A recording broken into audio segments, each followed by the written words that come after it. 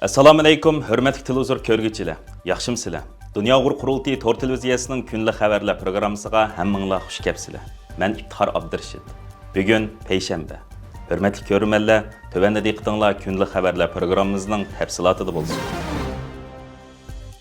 Dunyo Uyg'ur qurultiyi heyeti Germaniya poytaxti Berlindagi faoliyatining 2-kunida Germaniya parlamentini ziyorat qilib, Uyg'ur do'stlik guruhini kengaytirish va buningdan keyingi faoliyatlarni qanday elib berish haqida suhbat o'tkazib, Germaniyaning hokimiyat beshidagi Xristian Demokratlar partiyasi va Germaniya hukumatini Uyg'ur masalasini Germaniyada va xalqaro kun tartibga kelish uchun texnik ko'p kuch chiqarishni talab qilishgan. Dunyo Uyg'ur qurultiyining raisi Turg'unjon Alovuddin, qurultayning muavin raisi Zumrat Erkin, qurultayning sobiq raisi Markaziy Germaniyadagi Uyg'ur kishilik huquq va demokratiya markazining raisi Dolqin Aysa, qurultay fondining raisi va qurultay Berlin ishxonasining mudiri g'ayr qurbonlardan tashkillangan bir hay'at navbatda Germaniya poytaxti Berlinda faoliyat olib berayotgan edi.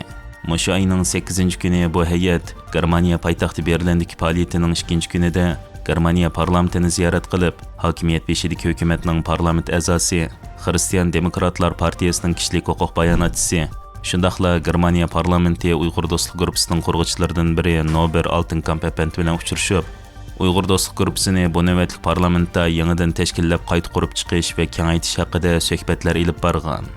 G'ayr Qurbon apandi stansimizning ziyoratini qabul qilib, bu vaqtdagi ma'lumotlarni ko'ruvchilar bilan o'rtoqlashib o'tdi.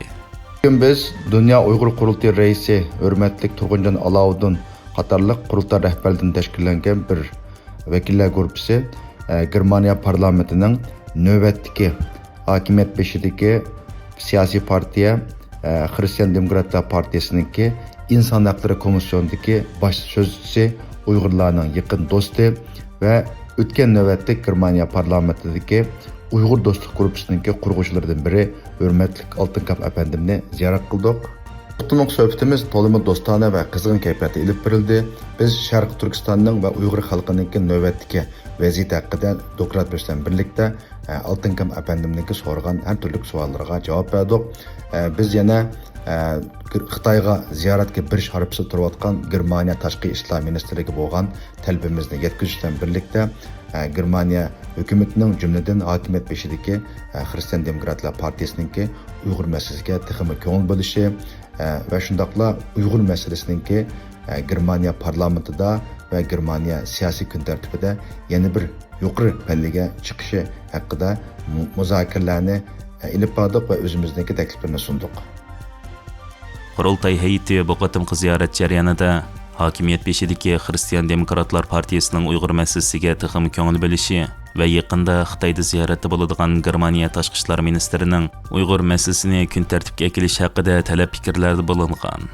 Dolqin Aysa apandining bildirishicha, bu ziyorat jarayonida Altın Kamp apandining ishxonasidagilarga Uyg'ur irqiy qirg'inchiligi va Sharq Turkistonga aloqador eng yangi vaziyat haqida doklad bergan bo'lib, dokladda Uyg'ur irqiy qirg'inchiligining hozirma ham davom qilayotganligi, Xitoyning irqiy qirg'inchilik jinoyatini aqlash va xalqaro kun tartibdan uzoqlashtirish, Sharq Turkiston masalasining kun tartibga kelishining oldini olish uchun xilma-xil hiyla-nayranglarni ishlatib, ba'zi bir qism kishilarga vatanni ziyorat qilishga o'rinlashtirish va chet elliklarni, ba'zi atalmish axborotchilarni da'vat qilish, Yevropa davlatlariga viza kechirim qilish, ba'zi bir qism Xitoyning ta'tir tashviqotini qildigan kishilarni planli holda chet elga chiqarish orqali Uyg'ur irqiy qirg'inchilik jinoyatini og'dirishga urinayotganligini o'ttirib qo'yib, Germaniyaning hokimiyat beshidagi Xristian Demokratlar partiyasi va Germaniya hukumatini Uyg'ur masalasini Germaniyada va xalqaroda kun tartibga kelish uchun texnik ko'p kuch chiqarishni talab qilishgan.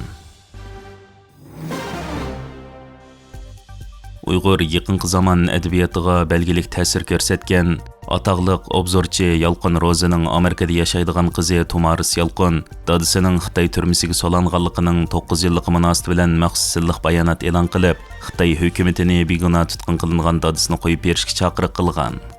Tumaris Yalqin inglizcha e'lon qilingan bu silliq bayonotida mundaq deydi: "Bugun 10-oyning 6-kuni Xitoy hukumatining dadam Yalqin Rozini tutqun qilganiga 9 yil bo'ldi. 9 yil bir dadining hayotidan o'g'irlangan 3228 kun demak. Bu begunoh bir dadining qorong'u turmada nahaq azob chekayotganligining 9 yili. Echinarligi bu hech qanday bir jinoyat uchun emas, balki o'zining kimligi va Uyg'ur tiliga o'zini beg'ishlaganlik uchun. Dadam Şinjan Ma'rif nashriyatining tahriri edi. 10 yildan ko'proq vaqtdan buyon u va xizmatdoshlari tuzgan Uyg'urcha madaniyat, adabiyot va tarix bilan to'lgan darsliklar o'sha hukumat tarafidan tasdiqlanib, avlodma-avlod bolalar tarafidan ishlatilgan. Ammo 2016-yili Xitoy bostirish harakatini kuchaytirib, bu darslik kitoblarda mas'ul bor deb, dadam 15 yillik qamoq jazosiga hukm qilingan. Uning haqiqiy jinoyati bir Uyg'ur ziyolisi bo'lganligi edi. Dadamning qo'lga ilinishi Xitoyning bizning madaniyatimizni yo'qotish uchun planlagan strategiyasining bir qismi edi. Buni dunyo hozir irqiy qirg'inchilik deb e'tirof qildi. Men bu yerda dadam haqida so'zlaganimda majburiy bostirilgan boshqa nurg'un Uyg'ur ziyolilari, shoirlar, professorlar va san'atkorlar haqida so'zlamay tura olmayman. Bu faqat bir oilaning tragediyasi emas. Xitoy hukumati Uyg'ur jamiyatining madaniyat asosini nishonlab, Uyg'ur tarixini yo'q qilmoqchi bo'lyapti. Doktor Raila Davud, professor Toshpo'lat Teyib va doktor Gulshan Abbos qatorliqlar Xitoy hukumati tomonidan nishon qilinganlarning ichida. Dadam gunohsiz. Xitoy hukumatining adolatsizligi dunyo tomonidan ayblandi.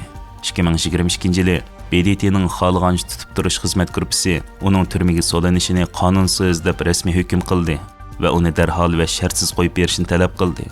Men Xitoy hukumatiga shuni deymanki, dadam Yolqin Ro'zi va ashu begunoh Uyg'urlarni darhol qo'yib ber. Dünya Uyghur Qurultayıning bayonotchisi professor doktor Erkin Ahmet Turkiyaning davlat radio televiziyasi Turkiya ovozi radiosining ziyoratini qabul qilib, Madaniyat markazi programmasida Sharq Turkiston va tarixi Uyg'urlarning turk tarixiga qo'shgan to'hfalari va hozirgi ahvolini tanishtirgan. 10-oyning 7-kuni Dünya Uyghur Qurultayıning bayonotchisi professor doktor Erkin Ahmet Turkiyaning davlat radio televiziyasi Turkiya ovozi radiosining ziyoratini qabul qilib, Kültür Otağı, ya'ni Madaniyat chediri programmasida Sharq Turkiston va tarixi Uyg'urlarning turk tarixiga qo'shgan to'hfalari va hozirgi ahvolini tanishtirgan.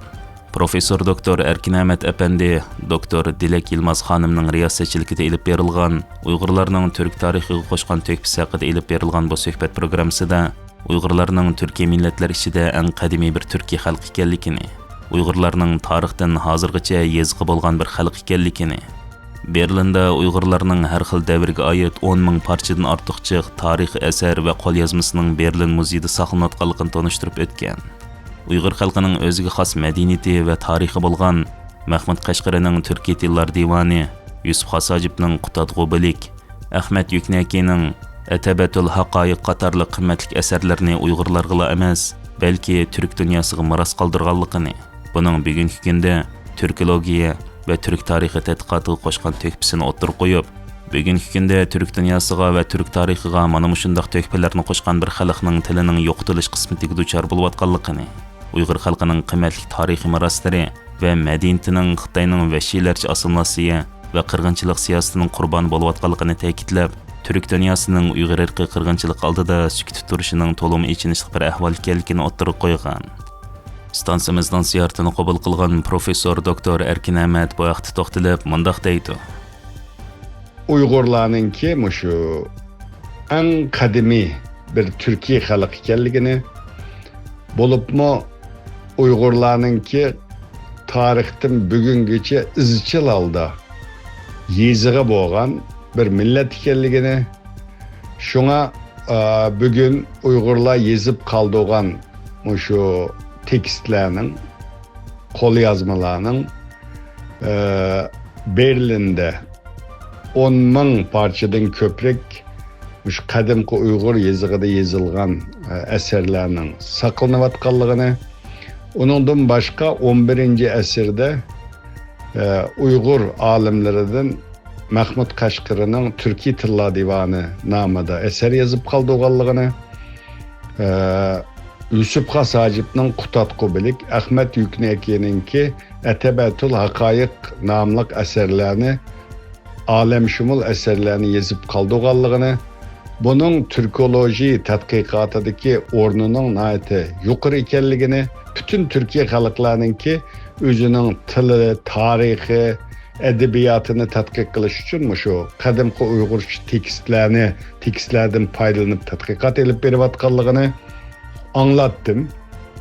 Bundaq bir millatninki bugun tilinin çeklengenligini, dini itikatının çeklengenligini, bir yok oluşka yüz tutkalligini, şuna bütün Türk dünyasınınki, bu Uygur medeniyetininki, dünya medeniyetiga ve Türkiye halklarının medeniyetiga zor töpü koşkan Uygurlarının ve Uygur medeniyetinin yok bolup ketişinin aldığını eleş için Uygurlarının kollap kuvvetleş kerekligini anlatkan boldum.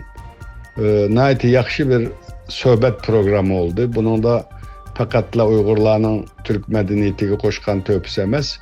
Uygurlarınki bugünkü vaziyeti, Uygurlarının mücadelesi, Uygurlarınki bugün mesela diasporadaki, chet eldeki Uygurlarının öz tilini, milli kimligini qoğdap qilish için nimalarni qilayotganligini, bu Uygur medeniyetini, Uygur kimligini Uygurlarning qo'g'dab qilish uchun boshqa Türkiye xalqlarining Uygurlarga yordam qilish kerakligini ta'kidladim.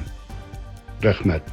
Hürmetli körürmenler, yuqorida diqqatingizga kunlik xabarlar programmamizning tafsilotini sundik. Kelar qitimliq sonimizgacha ko'rishgacha omon bo'lgaysizlar. Stansimizning YouTube kanaliga a'zo bo'lishni unutmang. Xayr xo'sh.